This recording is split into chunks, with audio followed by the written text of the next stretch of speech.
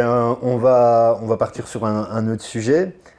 Tu prends souvent position pour la régularisation des sans-papiers. Ouais.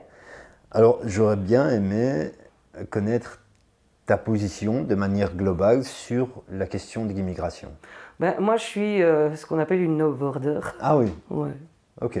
Bah oui, et il y a des théoriciens quand même qui ont déjà, et des gens qui ont des films, des petites vidéos, des petits tutos, qui expliquent très bien que euh, euh, ça ne créerait pas une panique générale en Belgique, on n'aurait pas 10 millions de réfugiés qui arriveraient tout à coup dans nos rues. Mhm.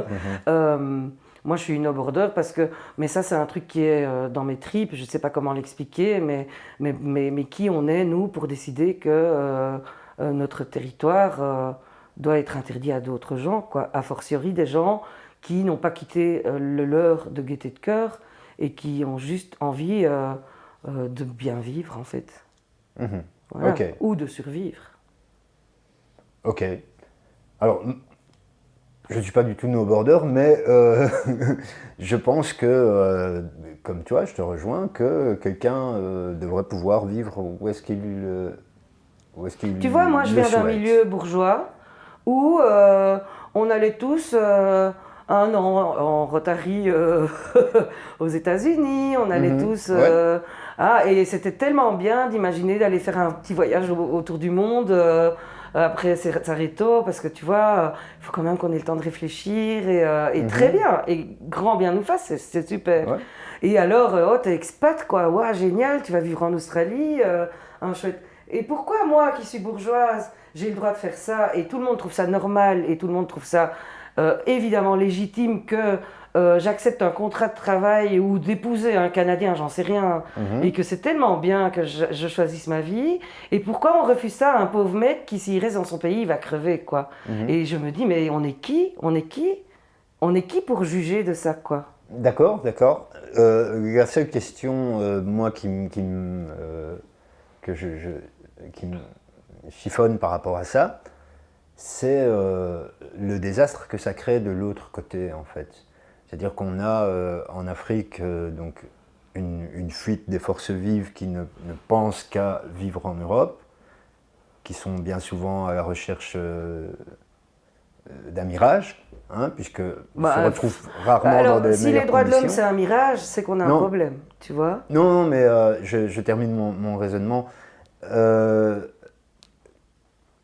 J'en connais beaucoup des Africains qui sont en Europe et qui ont quand même regretté parce qu'ils s'attendaient à mieux. Mais évidemment, mais moi Mais j'en connais plein des Irakiens qui sont arrivés ici et qui pensaient qu'on n'allait pas les laisser crever à la rue, tu vois. ouais. Rien que ça, c'était déjà un mieux pour eux, tu vois. C'est de la survie. Mais voilà, mais Mais donc il y a tout ce phénomène qui est là derrière, il y a cette fuite des forces vives, il y a la manière dont ça se passe, il y a des mafias qui s'engraissent là-dessus, il y a on ne sait combien de personnes, on ne sait même pas chiffrer le nombre de personnes qui meurent en Méditerranée, etc. Ouais, il y a quelque chose qui pose problème quand même. alors, quand tu vois qu'en Somalie, on en est parfois à 2 ou 3 générations qui n'ont pas eu droit à l'école. Quand tu vois qu'en Afghanistan, les filles n'ont pas le droit d'aller à l'école. Qu'est-ce que c'est les forces vives dans leur pays? Je veux dire, alors, d'accord, il y en a qui disent, ouais, ils pourraient se battre dans leur pays pour que les choses aillent mieux. Ben non, en fait, ils doivent sauver la vie de leurs gosses, quoi. Tu Mhm. vois? Et donc, effectivement, dans un monde idéal, personne n'aurait à fuir son pays, et peut-être bien que ce serait bien qu'on aide un peu mieux certains pays. Mais quand tu vois que nos autorités collaborent avec ce qu'il y a de pire en matière de dictateurs au monde, pour repérer les 2 ou 3 blacks là, voir s'ils ne sont pas du pays. Enfin, tu te dis, mais voilà. Évidemment que ces mecs-là, ils viennent en Belgique parce que là-bas, ils vont se faire tuer, quoi. C'est tout. Mhm. Et donc, oui, dans un monde idéal, eh ben, personne n'aurait à quitter son pays autrement que par envie de quitter son pays. Voilà. Voilà. Ça, c'est le monde idéal. Ouais. Eh ben, il n'est pas idéal. Mais ce que je veux dire, oui, d'accord, mais je veux dire que, ok, d'ailleurs je te rejoins, une personne devrait pouvoir vivre là où elle veut vivre, mais le problème c'est que ça ne peut pas être une solution en soi.